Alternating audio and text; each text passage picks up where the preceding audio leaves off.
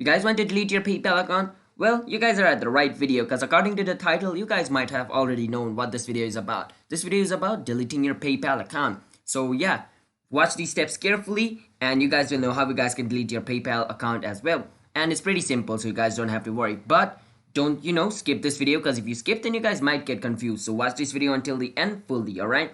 And before I start the video, be sure to hit that like and subscribe and notification on, because you guys can get notified once our new video releases, and it helps our channel to grow as well. So be sure to do that, and let's start the video. First thing, go to your search engine. You can use any search engine you want, and you want to search for paypal.com.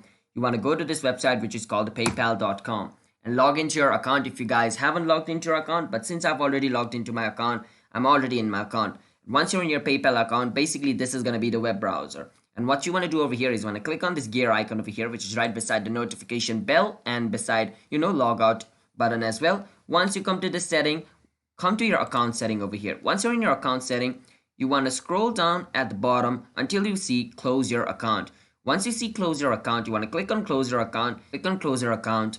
And it says, are you sure you want to close your account? If there's anything we can help with you, like if there's any problem, you can always click on contact us and like contact PayPal, stuff. But if you're sure you want to close your account, you can click on close account and it's going to ask you for your password and other stuff, and you can fill out the form and you should be able to close your account. By close your account, I mean delete your account as well. So yeah, that's basically it. And remember, if you close your account, it can be reopened. It already shows over here. Remember that.